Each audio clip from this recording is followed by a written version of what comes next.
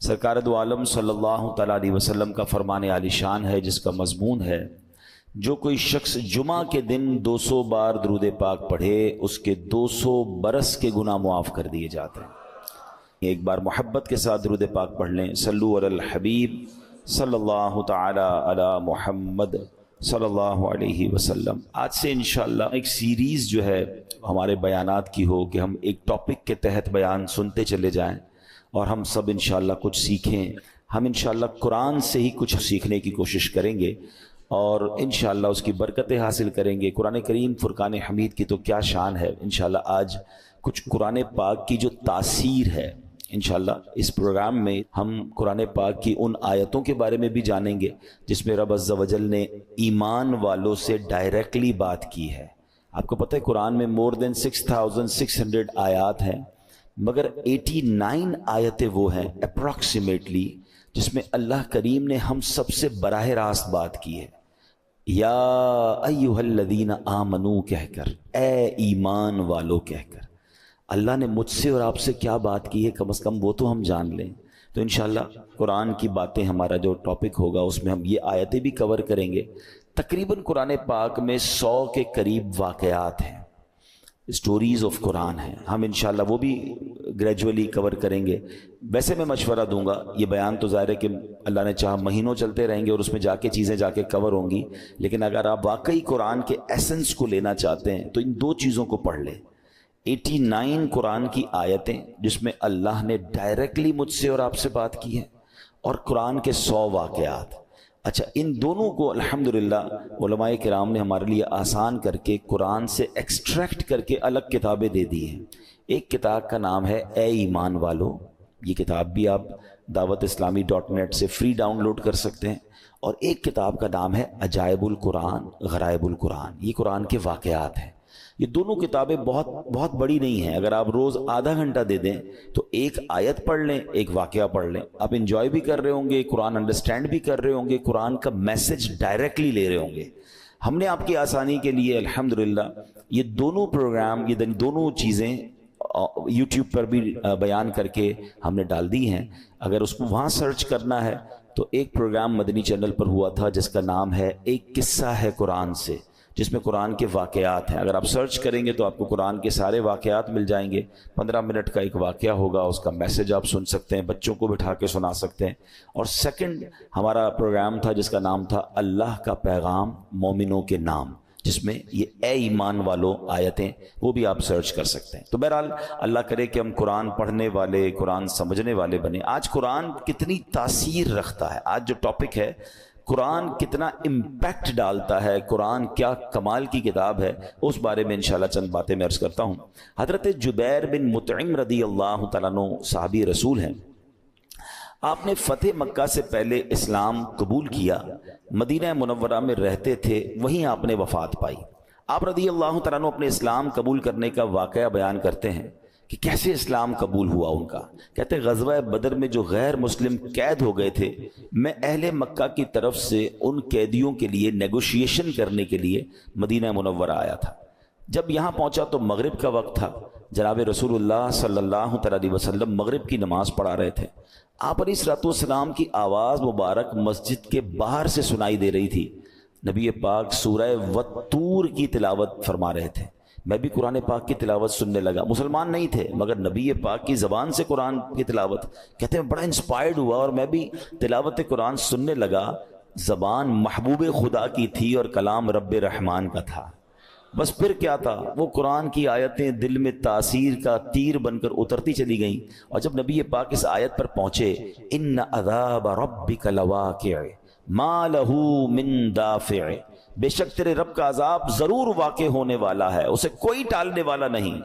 ان آیات کو سن کر میرا دل ایسے ہو گیا جیسے ابھی پھٹ جائے گا، مجھے یوں لگا کہ میں قدم بھی نہیں اٹھا سکوں گا، اس سے بھی پہلے ہی مجھ پر عذاب برس جائے گا۔ پس میں نے اللہ پاک کے عذاب سے ڈر کر اسی وقت ایمان قبول کر لیا۔ قرآن اپنا امپیکٹ رکھتا ہے، قرآن اپنی تاثیر رکھتا ہے۔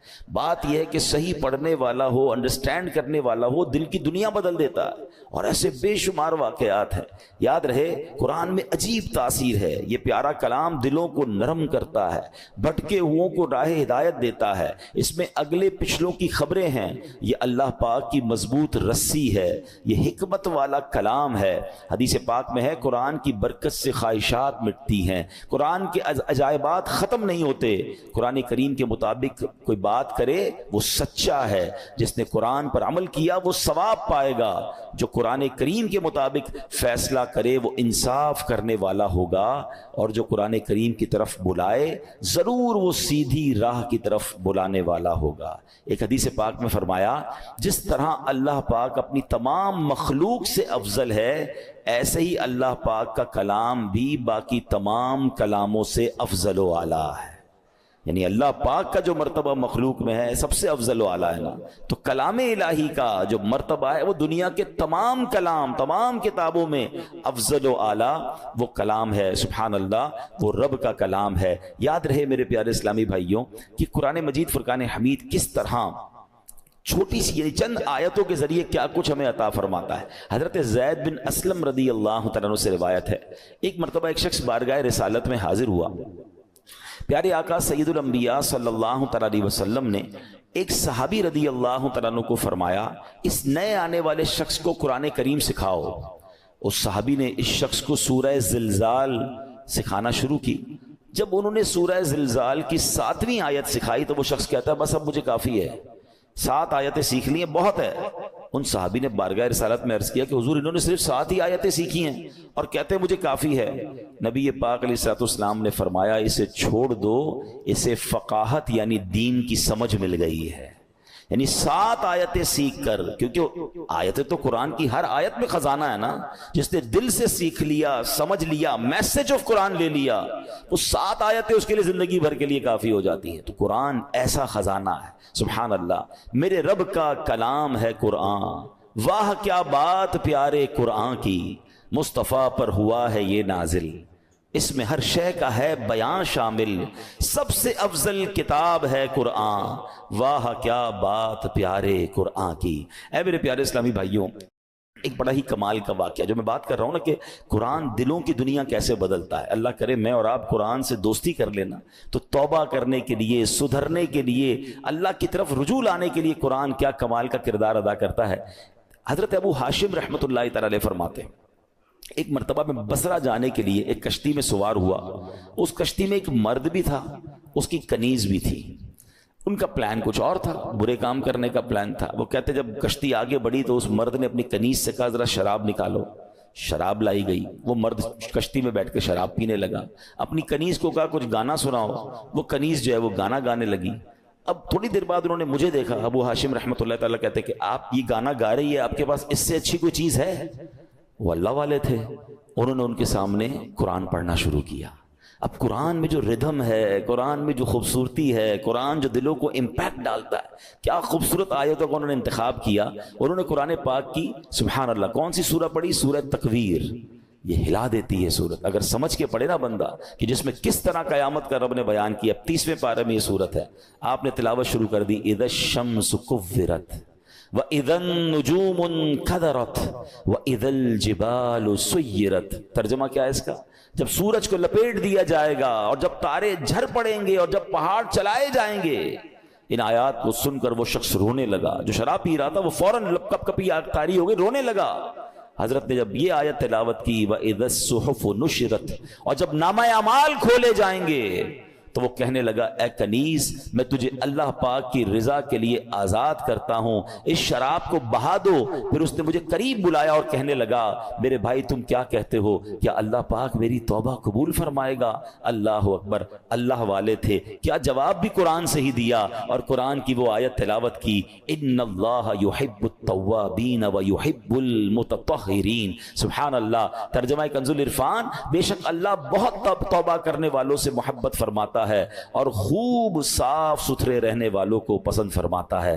بس اس شراب پینے والے گانے باجے میں منہمک شخص نے جب یہ سنا کہ رب توبہ کرنے والوں کو قبول فرماتا ہے, محبت فرماتا ہے, چلتی کشتی میں اس بندے نے اللہ سے توبہ کر لی. تو اے میرے پیارے اسلامی بھائیوں, قرآن اس طرح دلوں پر اثر ڈالتا ہے. یاد رہے قرآن کا ایک نام حکمت بھی ہے, یعنی یہ وہ کتاب ہے جس کو پڑھنے سے حکمت و دانائی ملتی ہے. قرآن کریم کا ایک نام صراط مستقیم ہے, یعنی وہ کتاب ہے جو بھولے بھٹکوں کو سیدھے رستے کا مسافر بناتی ہے. قرآن کریم کا ایک نام نور ہے, یعنی وہ عظیم کتاب ہے جو نور بانٹتی اور دلوں کو روشن کرتی ہے. ایک صحابی رسول ہیں حضرت ثابت بن قیس رضی اللہ تعالیٰ عنہ.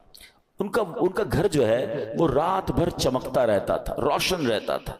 آج کل تو ہمارے گھروں میں لائٹیں ہوتی ہیں, اس زمانے میں تو لائٹیں نہیں ہوتی تھی. لوگ رات کو چراغ بند کر دیتے تھے کیونکہ رات کو لائٹ کی ضرورت نہیں ہوتی تھی. تو لوگ حیران ہوتے تھے کہ حضرت ثابت بن قیس کا گھر کیوں چمکتا ہے. سرکار دو عالم علیہ الصلوۃ والسلام کی بارگاہ میں گئے کہ حضور رات بھر ثابت بن قیس کا گھر جگمگاتا ہے. اچھا صحابہ بھی کمال کے تھے نا, whenever they want to ask something, any unusual thing, وہ کہیں اور نہیں جاتے تھے, وہ جناب رسول اللہ صلی اللہ علیہ وسلم کی بارگاہ میں جاتے تھے. ان کو پتا تھا یہاں سے بڑا پیارا جواب مل جائے گا. سرکار دو عالم علیہ الصلوۃ والسلام نے فرمایا یقیناً ثابت بن قیس رات کو سورہ بقرہ کی تلاوت کرتے ہوں گے. صحابہ گئے, جا کر پوچھا, ثابت بن قیس نے کہا کہ ہاں میں واقعی گھر میں رات کو سورہ بقرہ کی تلاوت کرتا ہوں. تو یہ ہے قرآن, یہ ہے قرآن کا نور. سبحان اللہ. چھوڑو یہ ظلمتوں کے شکوے کرو نہ ہر دم, چھوڑو یہ ظلمتوں کے شکوے کرو نہ ہر دم, ہے روشنی کی خواہش قرآن پڑھ کے دیکھو. تو قرآن پاک کی کیا بات ہے.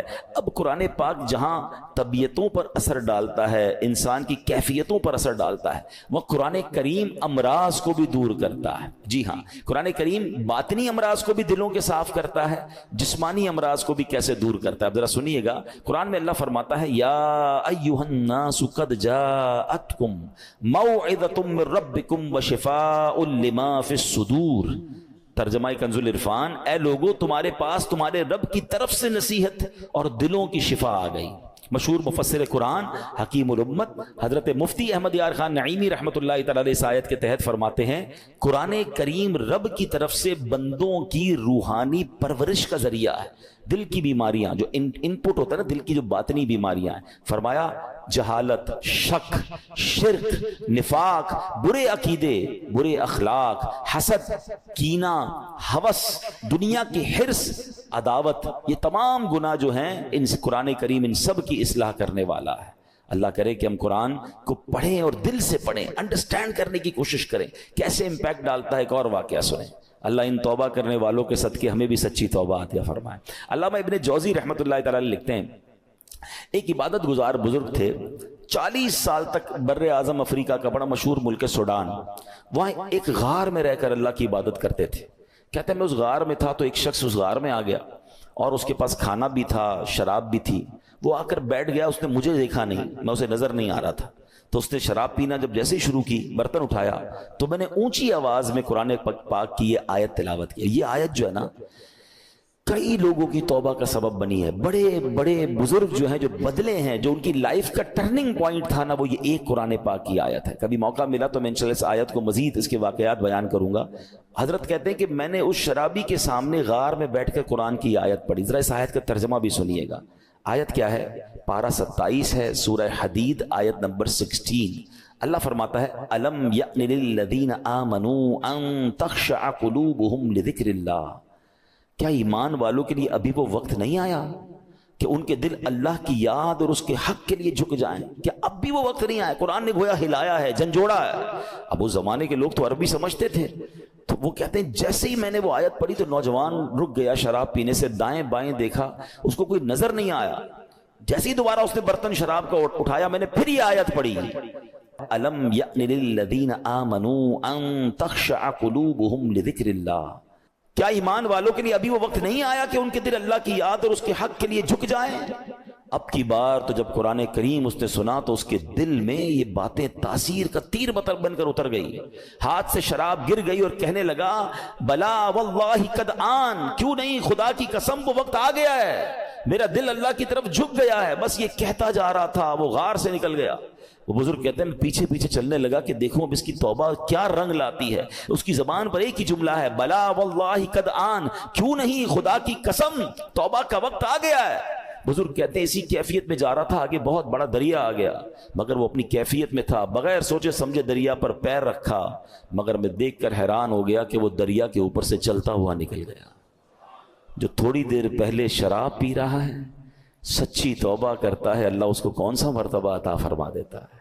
تو یہ ہے قرآن, یہ ہے قرآن کی تاثیر, یہ ہے قرآن کا امپیکٹ. ہمارا پرابلم یہ ہے کہ ہمارے گھروں میں برسوں سے قرآن ہے, شاید ہر سال قرآن خوانی کرتے ہیں, پورا ہر سال رمضان میں تلاوت کرتے ہیں, بٹ ہم انڈرسٹینڈ نہیں کرتے, اس کو سمجھنے کی کوشش نہیں کرتے, اس کا ایکسنس, اس کے عطر لینے کی کوشش نہیں کرتے. ورنہ واللہ جس دن آپ قرآن سمجھ کر پڑھنے لگ گئے, آنکھوں سے آنسو نہیں رکیں گے. جن کو کچھ قرآن سمجھ آتا ہے نا, جب کبھی امام صاحب تلاوت کر رہے ہیں اور کسی ایسی قرآن پاک کی خوبصورت آیت پر پہنچتے ہیں, سورت پر پہنچتے ہیں, جی نہیں چاہتا امام صاحب رکوع میں جائیں, جی چاہتا یہ اور پڑھتے رہیں, اللہ کی باتیں اور بتاتے رہیں. تو ہے میرے پیارے اسلام بھائی, یہ ہے قرآن اور یہ ہے قرآن کا خزانہ. اچھا, اب میں چاہوں گا کہ انشاءاللہ قرآن پاک ہماری باڈی پر کیا امپیکٹ ڈالتا ہے. کئی لوگ بیمار ہوتے ہیں, ہم میں سے بہت سارے لوگ بیمار ہوں گے, قرآن میں ہمارے جسمانی شفا کیسی ہے. اب ذرا یہ سنیے گا, قرآن پاک میں خود رب فرماتا ہے وَنُنَزِّلُ مِنَ الْقُرْآنِ مَا هُوَ شِفَاءٌ وَرَحْمَةٌ لِّلْمُؤْمِنِينَ, اور ہم قرآن میں وہ چیز اتارتے ہیں جو ایمان والوں کے لیے شفا اور رحمت ہے. اللہ پاک کے آخری نبی علیہ الصلوۃ والسلام فرماتے ہیں خیر الدواء القرآن, یعنی بہترین دوا قرآن کریم ہے.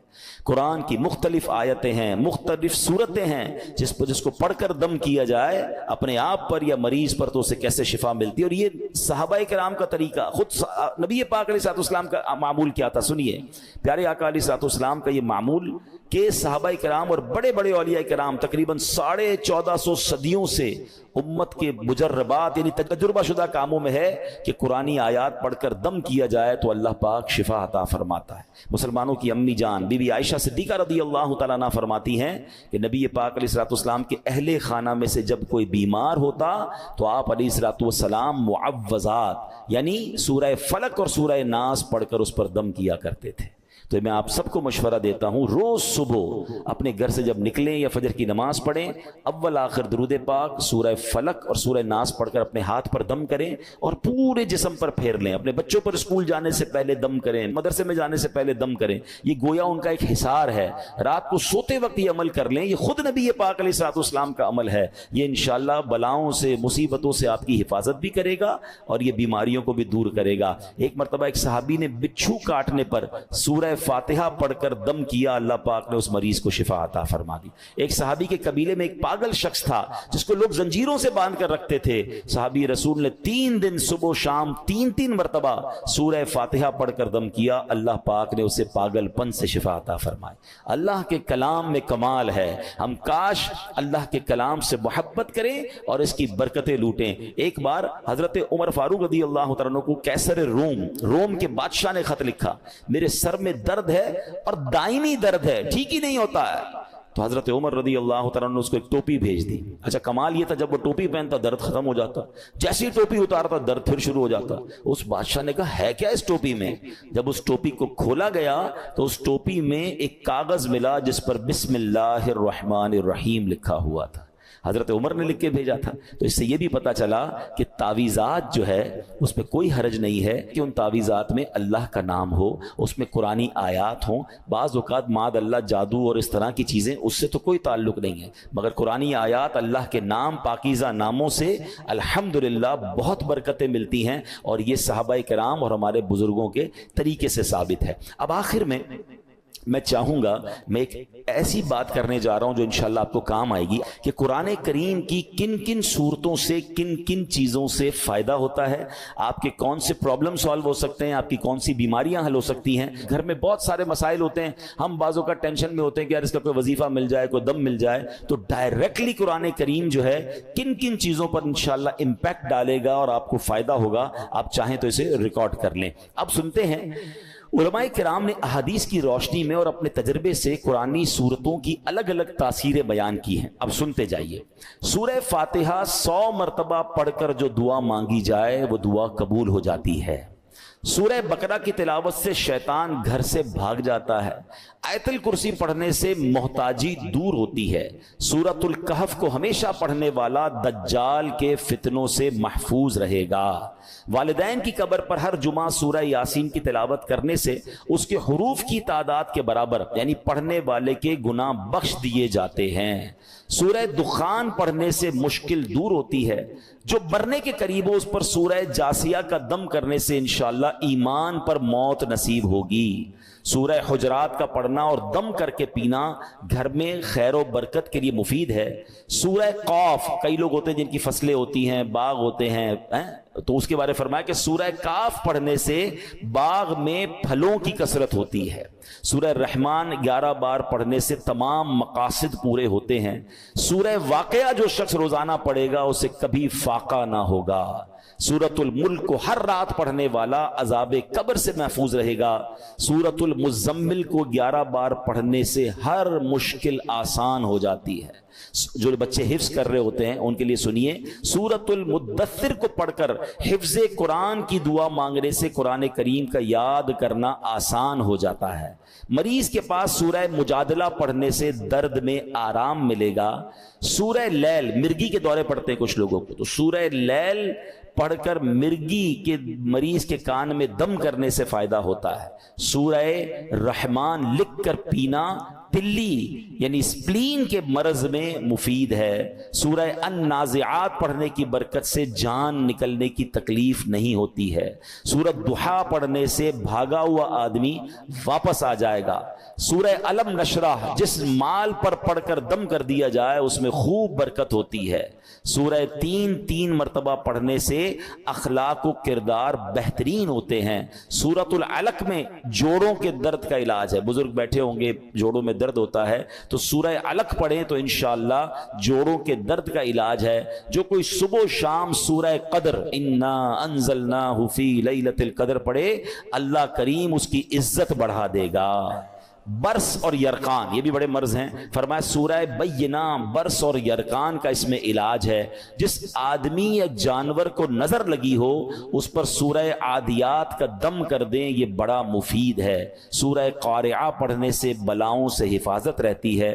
جس پر قرض ہو غور سے سن لے. سورہ تکاثر 300 بار پڑھ لے تو انشاءاللہ بہت جلد قرض ادا ہو جائے گا. سورہ عصر پڑھنے سے غم دور ہوتا ہے. فرمایا کوئی دشمن کا خوف ہو سورہ قریش پڑھے تو اس سے انشاءاللہ جان کی حفاظت ہوتی ہے. اور سبحان اللہ سورہ فلق اور سورہ ناس سے جن، حاسدین اور شیطان سے حفاظت رہتی ہے. قل هو اللہ احد سورہ اخلاص یہ تہائی قرآن کے برابر ہے. کوئی 3 بار سورہ اخلاص پڑھ لے اسے پورے قرآن پڑھنے کا ثواب ملتا ہے.